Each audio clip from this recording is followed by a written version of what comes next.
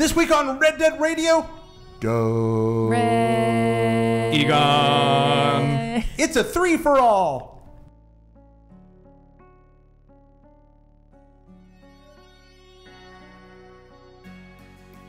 Hi friends, welcome to Red Dead Radio, the Red Dead Redemption podcast. I'm joined today by two wild guests. We're going straight to the wild guest. We're going straight to the wild guest. Yeah!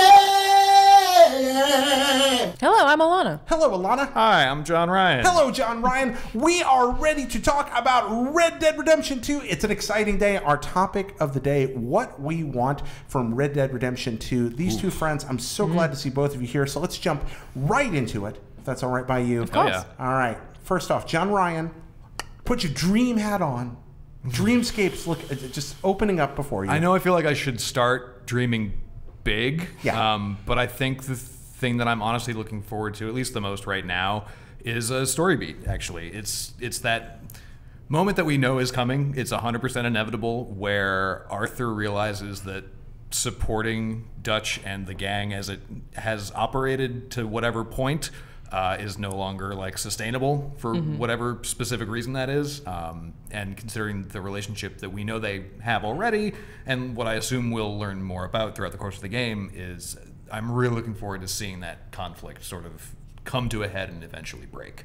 Yeah, like we'll probably see a kind of moment of betrayal that's almost guaranteed. But the thing that I really want to see, like leading off of that, is all the gang's conflict is going to be interesting for all of those characters. Yeah. I think there'll probably be like a lot of nuances. Rockstar are great at telling stories in that kind of way. Yeah. But I really want to find out more about Dutch. Like, we know that he doesn't start off full evil and that he progresses by the sounds of things. So I want to see what his progression is, what his arc is, as he gets like kind of crazy in the game. Do we still relate to him in any way? Do we have any empathy for him? Is he coming from a place that seems, rational but misguided? So like I'm really wondering how they do that, because my favorite bad guys in any kind of fiction are always bad guys that I can at least have some point of relation to. Like Killmonger is like everyone's favorite Marvel villain, right? For the same reason. It's like, well, I see where you're coming from. So it's like, that's the point. And I don't know that Dutch is going to have that, but that's what I would like to see, is like some point of, obviously he does evil shit and hurts people, but I want to know why and what his motivation is, and if I'm going to care at all. Yeah, no, go ahead. No, I'm just wondering. I mean, we're looking at a moment of sudden but inevitable betrayal?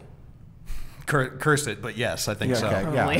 No, I mean, I think that's a super interesting arc for me as well. Like, I really want to see, because his whole thing is just like, he wants to live free of government rule. But at what point does that ideology shift from I want to be free and I want the people who I care about to be free to I want to be king. Right, exactly. That's the key. Yeah. But also still realizing, like, because we know by the end of the original, like, we know that he's just someone who can't really survive without other people. Yeah. So to He always has a gang. Yeah, because that's the thing where it's like, his gang fell apart, and what does he do immediately afterwards? He goes back and starts re-recruiting people for another gang, So to see like that sort of moment of the transition from, idealist to sort of not conspirator, but A little. like proper antagonist, I guess. Which is funny, because we should see the literal opposite in like a sort of X with John. Yeah. We should see like Dutch getting worse and John getting better. And I'm wondering how that crossover will happen. Like, it probably is a point where, Dutch goes too far and John realizes everything's fucked up. And we kind of know that is already a thing. But I want to see how it actually happens and what happens to get John to the point where we love him a lot. The John thing's really interesting for me. I mean, are we going to like John less after this game? Probably. Yeah. Yeah. Like, I mean, I think going off that point, like, I don't know if we're going to like John at all in this game. Like, were we going to see him as good in any real context? Like, I kind of feel like, because he talked about in the first game, we were bad people. We killed folks we didn't like. And he, like, really owns up to that. So, like, seeing, like, that means he really had to have done some bad shit, that if he wasn't willing to gloss over it. Well, you don't think that John will get better towards the end of Red Dead 2? I don't. I feel Interesting. like that moment from the trailer that they showed him in, where he's got like the freshly stitched scars, and you see like Dutch and Arthur kind of back behind the window. And of course, that could be creative editing, but let's hypothetically assume that all comes from like the same scene. I feel like it's more of like a wounded animal running away instead of someone realizing that they're morally wrong and saying, I have to better myself. I think it's John gets really like either fucked up or hurt or kicked out of the gang. Something basically traumatic happens. And instead of him trying to be like, oh, I have to make things right, it's just him being like, I get the fuck out of here. Yeah. Well, which do you guys think is more interesting? If we see character development from John in a way that like which would make you like Red Dead 1 more is a better question. Which I know the order seems so weird, but like, what does John have to do in this game for you to be like, oh shit, the way he is in 1 is really, really smart? Like I think the title of Red Dead Redemption being the second half of the story, the part, it's the Return to the Jedi Darth Vader arc. Means that I'm going to need to see John be just as introspective as he is and a lot less mature.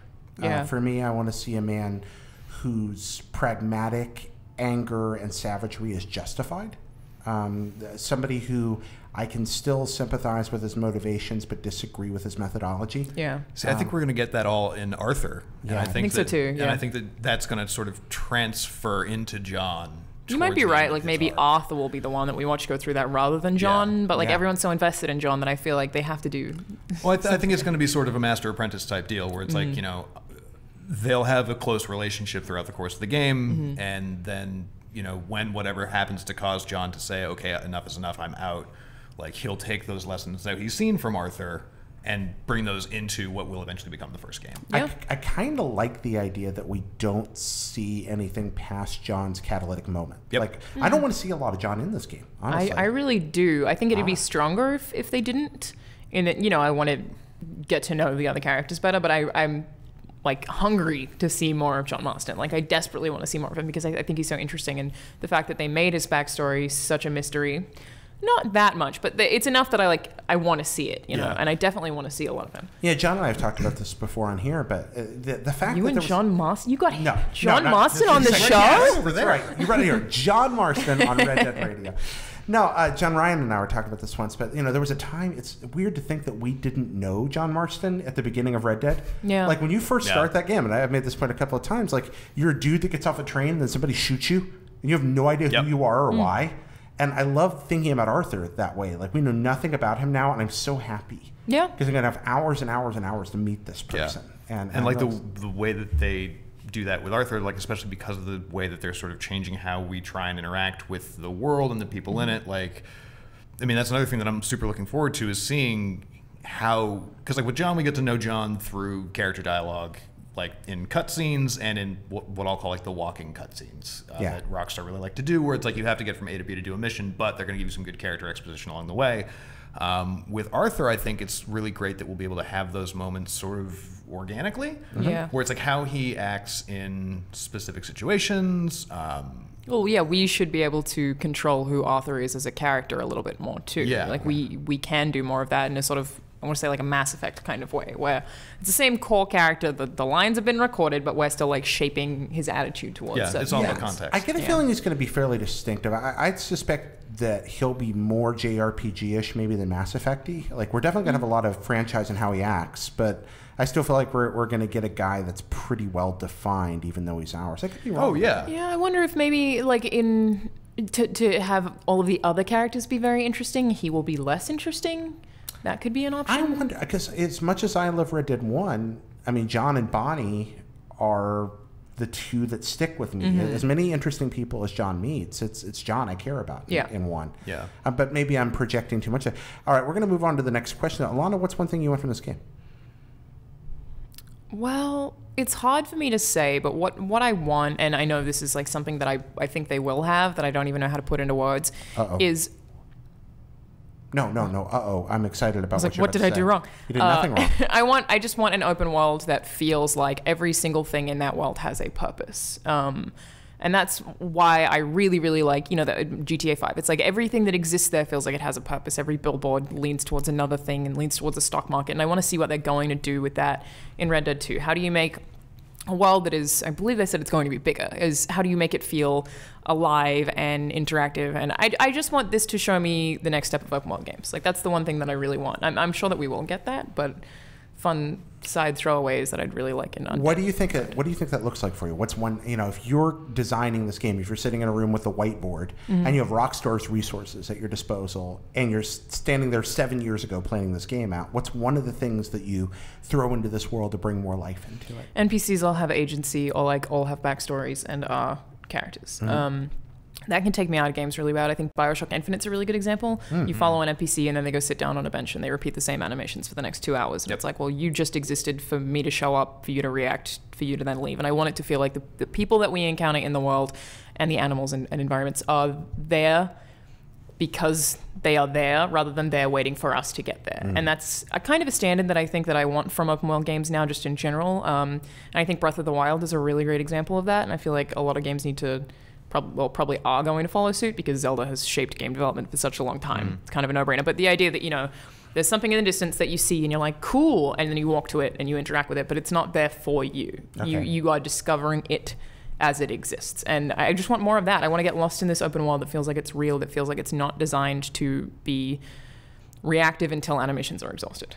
Yeah. I mean, yeah, no, I 100% agree. And I think it's something that we are, you know, obviously I haven't seen more than 45 minutes of it, but like I feel like that is something that we're absolutely going to get. You know, I've talked about it a little bit here and on IGN 2, where it's like we have the strongest part of Red Dead seems to be the fact that the world doesn't give a shit about you. Yeah. And it's like, you know, if you look at games like Breath of the Wild and Horizon, I think is another great example of it. Yeah. Where it's like you have these huge open worlds where it's like you said, you know, I want to go there. This thing is super cool, but it's not necessarily made for me. But they still sort of cast you as like the chosen one or the special one. And in this case, it's so much different where it's like you actively want to avoid interacting with too many people because of the sort of life that you lead and because of your character profile, basically. Yeah, the closest analogy I can draw to what I hope it's like is from one of my all-time favorite games, Suikoden 2. Have either of y'all ever played Suikoden 2? No, but they've come up in conversation a lot recently. Yeah, well, it's a great game. It's one of the best video games ever. And one of the things that makes Suikoden 2 so special is, again, it's a JRPG. And that means it's going to be big and long and epic, and you're going to be a plucky band of heroes saving the world, except you're not. It's a game about a localized, morally relative conflict where you are relative small fry dealing with a very regional, personal problem where there's no absolute good and no absolute evil most of the time. And you're just a small person trapped in the middle of bigger things trying to make your way through it and do what you can. And that makes the impact of everything you do feel more, not less. Yeah. It's interesting because I tend to be on board with things like that, but a lot of games are designed with wish fulfillment in mind for protagonists, right? So a lot of them are designed with you need to feel like the hero, you need to feel special, you need to feel all of these things because that's what they think players want from main characters. So on that assumption, I feel like Rockstar, like I think GTA 5 is a very good form of storytelling in that the characters all have their own nuances and their own shit and they do their own things wrong that they try to fix, but you still do feel like the world is it still is wish fulfillment. It's still a giant power fantasy that's like very cool and fun. And I don't imagine that Red Dead would shy away from the idea that you are cool and part of an elite gang that everyone's intimidated by. No, and I think we'll still get a lot of that. Who can like shoot real good and ride a horse the best. Yeah. Just as we've all dreamed of. Of course, yeah. Well, I think that's so far we've had one comment on individual player agency, another on the background characters being foreground characters. This is not the thing I want most at all. I'm just throwing this out there because the more I think about it, the more I want it. This is pure just selfish wish fulfillment. But what I want is all the damn vampires. I want Deadlands online. I want them to lean into Undead Nightmare as like an online-only mode. That'd be great. And turn it up to 11 so it's Deadlands. Werewolves, vampires, ghost riders in the sky. I want their new Austin to become Barovia. Kinda, yeah. I'm into that. I want like Ravenloft, except with cowboys. Yes, show me Cowboy Strahd, please. I think that would be an amazing... That'd be great. Yeah, first they do GTA Online, and then about a year later, GTA Online, Undead Nightmare, and it's supernatural themed GTA Online. Because I've heard a lot of people say... Red Dead Online? Yeah. Red Dead Online, sorry. Well, I've heard a lot of people say, well, how do you do speedboats? Or how do you do race cars in the sky? I said that. Yeah, you said speedboats, right. And you get a broomstick. Yeah, you put a propeller on a horse. Yeah, that's it. Yeah, you make a world where you lean into another fantastic element. And because it's an online world, you can get away with that. So I think this is a weird little tangent, but like Rockstar, if you are listening, and after this and whatever you want GTA 6 to be, if you want to make a hardcore fantasy game, please do that. I will 100% play that. Sounds Absolutely. amazing. So would I. Right? So would I. Yeah. Just like the most horrifically dark fantasy open world. Oh, yeah. Hell sounds yeah. amazing. Right? Yeah. Totally into that myself. But in the meantime, give me Clive Barker's Just an online Undying version. Online. Yeah. We're going to take a very quick break, and when we are back, we're going to hear one more round of what we want from Red Dead Redemption. Austin Riley, Jonathan, William Holbert, thank you so much for being our Patreon producers this much. We couldn't do it without you. Way to go. Thanks a lot again, guys. And we're back. We know this format's a little different than what you've had before. I hope you enjoy it. Usually we're broken up into segments, and don't worry, that's not going away. But we really did want to do something... Huh? No, it's not He's going just away. being antagonistic. No, we true. really just wanted to do something this week that was purely speculative and imaginative. And at the end, I'm going to invite you to send in all the things that you want from Red Dead Redemption so we can read them next week. But we'll get to that because right now, it's time for John Ryan's second pick. What else do you want from Red Dead Redemption? Oh, man, I literally just said it out loud. I want to see riverboats. Riverboats? I want a big old paddle boat with like 3 Yeah. deckers and like a bunch of card games happening on the inside, like Maverick style. There was a riverboat in the first one, right? There was. There's a It was shootout like, it was like in a the sunken riverboat. riverboat, though. Oh, I want to see how that riverboat sinks. Yeah, maybe we could. That's it. That's it. That's the Blackwater heist. There it is. Your escape vehicle's a riverboat, and it crashes, and then you get fucked. Perfect. There it is. You're sold. Wow. Hire me as a writer. Well, I mean, don't do that. You'll regret it. I would hire you as a writer. You're a writer now. And you regret it. That's God, true. You no. are literally a writer. is. Somebody please hire me as a writer. That's your job. No, I love it. Actually, seeing how the crash, that's a really cool idea. That would be cool. And I do love the idea of a riverboat. You talked a little bit about this on a previous episode, John. What's so appealing about that riverboat for you? I mean, I feel like it's one of the few old-timey technological marvels. Okay. Like it serves as a means of transportation, a means of recreation, and it's just like this weird, really. I feel like, especially because we know we're going to see like a New Orleans style city, which means that we'll see the delta of the Mississippi. Yeah.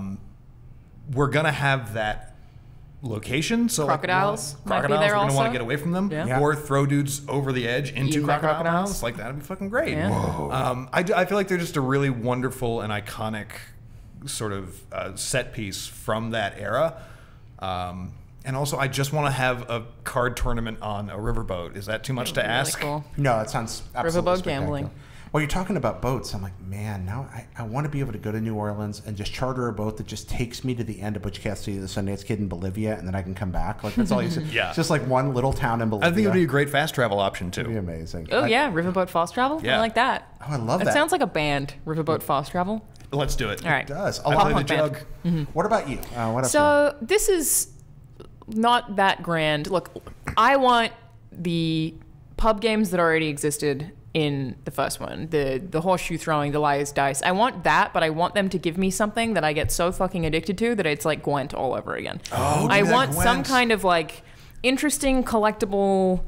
Probably not a card game, but like some kind of game that I have progressing with me as I go through all of these different cities, that there are different people to play who are like better and better at it. So there's like this sub economy of this like pub game that I That'd just be want to get great. fucking addicted to. That's a really good idea. I would like that a lot Yeah. because I love getting distracted by stuff I like can't that. handle another Gwent. I can't do it. I remember you playing Gwent. in I the still office. have the physical cards because I liked it so much. Yeah, it was. I'm really bad at Gwent is the thing, Oh man. but I enjoy it a lot. The And thing is, so- like, it's easy to be okay at Gwent in the Witcher game itself, just because, like, Yeah. if you spend the time to find all the cards, Yeah. like, no matter what you put down, you destroy anybody.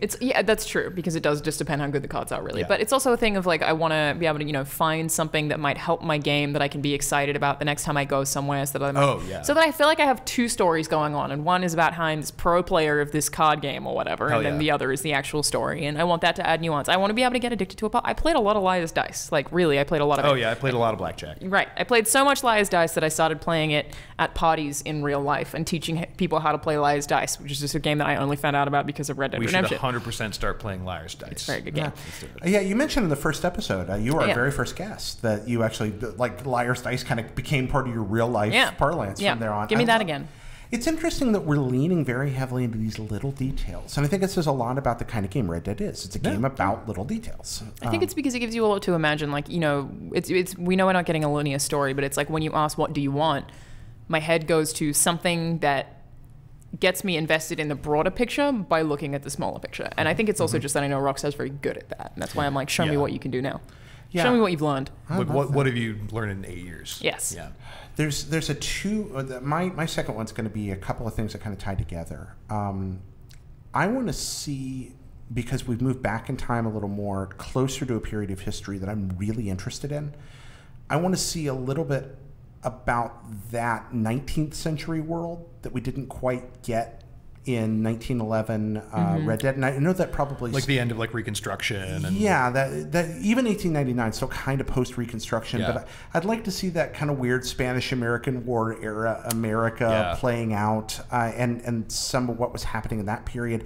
And I want to see that earlier Western influence starting to seep its way in, so that you have a historical and cinematic fusion that takes place there, where I'm getting a lot of moments that the first game leaned heavily on, riding into Mexico, that incredibly iconic. It was a lot of moment. the desert Western. Exactly. I want to see the mountain Western. I want to see more of Shane. Literally, there's shots. Shane! Yeah, exactly. There's shots from the Red Dead trailers. Color scheme out of Shane. Absolutely, It's incredible. I want to see more of that Man Who Shot Liberty Valance West. I want to see more of that earlier, more primordial version of the West that we didn't quite get in the second game or the first game because it was a different period. And that's something I care about a lot. And I want to be in an even emptier West. That's the other bit. I want to step out into a place that, even though, again, historically, 1899, the West was effectively tamed, quote unquote, I want them to reflect a world where there truly is just a vast nothingness full of beauty and wildlife. When you say nothingness, I thought you meant without wildlife, and then I was like, I disagree. Give me loads of animals. The thing that moving to the American West shocked me. Alana, you haven't spent much time in the East, have you? A little. A little. The thing about the West that's different than the East is that every 50 miles you go in any direction, the terrain changes vastly. Like even when you're in the desert out here, every 50 miles it's a different kind of desert. Yeah. And the East isn't quite like that. It's usually just trees. And hills. And hills. And sometimes mountains. Yeah. But mostly just And trees corn hills. if you're in Indiana. And that's a lot of it. I want to travel through that vast Western nothingness and watch it just changing around me while wildlife happens and the stars come out and the sun sets. And the first game did that well, but I want it to be even more wide open. I want to get, what's the old phrase? I don't remember who said this, caught in the quiet. Actually, I think I just quoted Ron McEwen, which is, but I want to get caught in the quiet. So I like that. Second one. Yeah. So that's two things we want. What do you want? We want to know. Mail at reddeadradio.com. Send it in before, maybe next Tuesday. Mail at reddeadradio.com. What do you want from Red Dead Redemption 2? You send it, we'll read it. So please send it in. I want to know what you want. And we'll send a call out also on old tweets and places like that. But let us know, and we'll talk about that more on the next. So again, kind of I didn't know where this discussion was going to go, but I'm glad we did it. Yeah, me too. Fun. I was already excited for this game, but now the idea of more speculation just makes you even more excited. Yeah, it's nice to not. It's too far away, man. Yeah, it is it's nice to not have to have that conversation with just me and my own thoughts anymore. Ooh, me, I want this. Yeah. Hey, what do you want? Me? Oh, I'd like this. Me? What do you want? Same. You already said it. Cool. I like that speculative stuff. I like this kind of Oh, thing. hell yes. And last week obviously we had a discussion on Reddit Radio. We had the Take-Two CEO that made the statement about single player gaming that was so interesting. But this week there hasn't been a lot of Red Dead news, and I wanted us to kind of just go pure imaginative. Hell yeah. So. I think next week we should talk about specific quests we expect to see. Ooh. Yes. What specific quests? Heists? Heists. A bank robbery? I just mean little side quests. Oh, really? Like Hunting. what kind of pigs am I going to have to Fast kill? horses. We had Sean Bolden from Game Attack on last week, and we decided whatever else needs to happen. Wilford Brimley in his long john shooting a bow and arrow Yes. needs to happen. 100% here we for had a that. long hard target discussion. Yeah, Jeff Goldblum pulling a Derringer at some point. Oh, spring sleeve Derringer, man. Spring-loaded Derringers, gotta love them. Incredible. Put Jeff Goldblum in everything. Oh, that's another thing I want. I want that weapon. Oh, what, the I'd spring-sleeve like a Derringer? spring-loaded Derringer. And also Jeff Goldblum? And Jeff. Yes. I would like a Yes. Jeff Goldblum skin for Red Dead Yes. Online, please. Yes. If there is not a spring sleeve Derringer in this game, 0 out of 10. Immediately I mean, disqualified. yeah. Yeah, just That's that, fair. Sorry, that guys. needs to be possible in this game. Spring sleeve Derringer needs to happen. I'm kind of surprised it wasn't a pre-order bonus, because that feels like the kind of weapon where it's like you'll never practically use this, but it's a fun get. Well, I think you could make it practical if you created situations where it allowed you to like pop right into Deadeye. Oh, yeah. Or something like, you know. Oh yeah. What if, if it, like you're if you're like at a poker table and you can do it without getting up from the table. Yeah. Because like in the first game you had to like spend the time to, like, I'm gonna get up and then I'm gonna go into Deadeye and draw. But instead you could just like still be sitting at the table and be like, oh. Exactly. That'd be But cool. you only get one shot. Well, two if it's a double barrel. Or two if it's a click double barrel the Derringer. Or if you've expended all your Deadeye but you have that weapon, you get one more shot. That'd be Like, so it automatically good. That'd be- activates it, What, yeah. wait, what if that's your last chance? What if you like take a bunch of shots, fall Oh, down, and yeah. as you're trying to pick yourself back up, if somebody's That's like what trying comes to out. get you, it's it's like bam. the quick time event in Shadow of Mordor, but instead it's just a Derringer. I like it. It's just gold, folks. Gold. I hope you're watching. Oh, we love them. Excellent. All right. So very quickly here, we are doing one segment today, Luck of the Draw, Okay. which I always enjoy doing, which is our various random questions. I still want another chance at poker. Well, you don't get any. You got your. I know, I blew it. Yeah. So, 4 suits. Do you have sand on those? Sandy cards. Pick a card, Alana. Are these cards sandy? These are IGN's cards, so I don't know. Yes, they probably are. Am I allowed to look at Let's it? hope it's yes. What suit? It is diamonds. Ooh, the Jack of Diamonds. Okay, suit is diamonds, and I managed to turn my phone off in that process. Great Nailed job, it. buddy. Nailed it. All right, diamonds. What do you have for diamonds? Ooh, this one's actually kind of weighty. Okay. Always. Yeah. Kind of weighty. This is from John. I have just been through a breakup, a career boy. change, Oh boy. and a death in the family. Oh boy. My question is, how do you go about fixing your life as it seems to be falling apart around you? Thanks in advance, John. So Okay. from talking about a video game to this. The last 8 months of my life have had some of the most extreme shit that has happened. In that, my dog died out of nowhere. 2 of my family members got cancer in a very similar period of time, and then I had a falling out with someone who's very close to me, and it's been very, very, very dramatic. So I just changed my entire fucking life.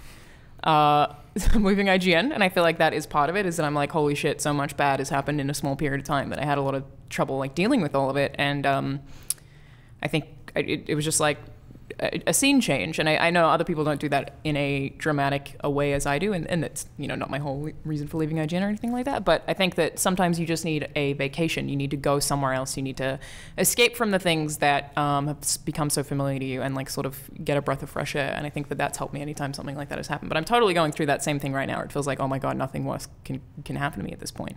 And it's definitely been hard. Obviously find a lot of solace in video games, but yeah, change is a thing that I think really helps me and keeps me motivated. And stuff. in your case, a proactive change, like something you orchestrated. Yeah, it's something that I was going to do anyway, but it's like I feel good knowing that I have this change based on all of the bad things that have happened to me recently. It's like, well, I feel like I'm drawing a line in the sand and my life is going to get different because I'm going to force it to get different. Even though I can't control fate. I can't stop anyone else from getting sick. It just in my head feels like things are going to change, and I'm making that change, and it's just like And to in be clear, fantasy. this isn't so much about leaving something as creating something new. Exactly. That's why I'm saying, like, Yeah. you can even do go on a vacation, go on a holiday, like try something different, like create something, write a book, like just do something that is very different. And I feel like that helps me a lot. I actually had a friend who went through a divorce, and so he left Australia and went on a road trip on the 101, the highway here. Yep. And that's It's a what he nice did. highway. That's what he did. He was just like, I'm going to rent a old car and I'm going to go on a road trip by myself. And I'm like, cool. Hell yeah. It's like that kind of stuff helps. JR, what about you? I would say don't be afraid to lean on people close to you. Yeah.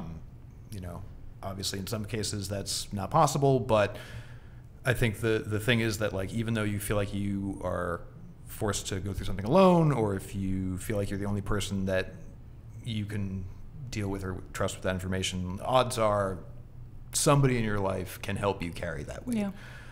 And I think that that's a hard thing for a lot of us to do. Well, Yeah, I'm really bad at that. Yeah, when your life's falling apart, if you're Well, like me, that's the you thing. feel toxic. It's not even that. It's just it's hard to admit that you need help. Yeah. Like, not necessarily like, you know, I'm out of money or I don't know what I'm going to do because I'm going to be homeless, but it's just like emotionally I am not in a good place right now. Like, that's a hard admission to make for a lot of people. And so, yeah, I would say, you know, change is good. Change is fucking great. I think making a change. Like the last time that I remember being really sad, I buy a lot of stuff when I'm sad, which is like not great advice. I'll be like, I'm buy a bunch of shit I don't need. But I went on a vacation. It was the same thing where I was just like, all right, I know that I need a break and I need to leave the environment that I'm in, just because the environment that I've been has housed sadness for so long that it's like, I went on a vacation and it helped me a lot. And I think that can be helpful. Change is great, but just don't forget that people love you. That's also true. That's both a hard one. It's really hard. These both make a lot of sense to me.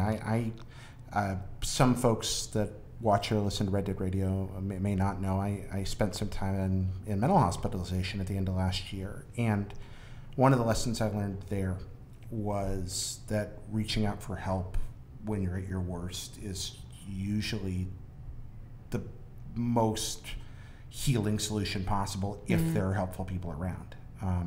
That can be friends that you trust, that can be family that you trust that are not going to create more problems, and that can be professionals that if you've never reached out to a psychiatric or psychological professional in your life, but if you're in an extremely hard time, it doesn't mean that there's something wrong with you if you just want to talk to somebody about the fact that lots of bad.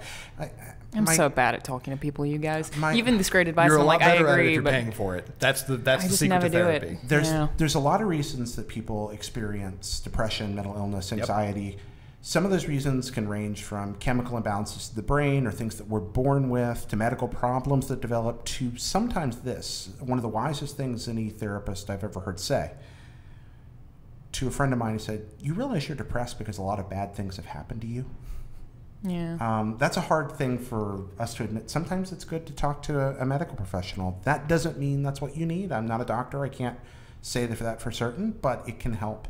So I think between these things, it's not going to solve it all. Yeah, I also want to say, when I actually had depression, like right now, it's just like a bunch of bad stuff has happened and it's been hard. But when I was actually diagnosed with depression, exercise helped me so much. And I can't say that would work for everyone because it's different, but it helped me dramatically. Exercise, diet, like good food, sleep hygiene. Taking care of yourself. Yeah, sleeping, and there are resources out there. One of the things that they taught me to do was, again, sorry if I'm taking you down psychological lane. You're fine. It's a street I live but on. Just like, hey, make 4 lists and keep a notebook and update them every day. Yep. Things you're doing for self-help, sleep, food, bathing, the rudiments of life. Make sure you're doing them all. Yeah. Social things with people around you that you actually want to do or with people you care about. Work things you have to do. And fun things you enjoy doing or used to enjoy doing if you don't enjoy anything right now. And just making sure you're doing things on all 4 lists. That's cool. All the time. Yeah. And go back every day. It really helped me. I like that. All right, friends. Again, that's just us, but we don't profess to be experts on this, but that's what we got. Thank you for asking. And friends, thank you for watching and listening to Red Dead Radio. If you like what we do here, I recommend you go check out the other stuff we do at Hot Blip and a Jump. The new episode just went up same day as this, so I hope you enjoy it. It's about 3 lessons we learned from video games. And if you're listening to this, hop over to the YouTube channel at youtube.com/hotblipandajump or hotblipjump.com, which is our Patreon. Watch that. We are community supported, so everybody asks you for money all the time because we like money, but I do. I really, if you want to support what we do financially, it means a lot to me because it's how I make my living. Thank you for watching and listening. Also, everybody asks for the stars, the subscriptions, and you cannot begin to underestimate how important rankings on iTunes and other podcast services are for us. So you have time. We'd really appreciate it. Once again, it's mail@red.radio.com for anything you want to send in there. Friends, where can we find your work?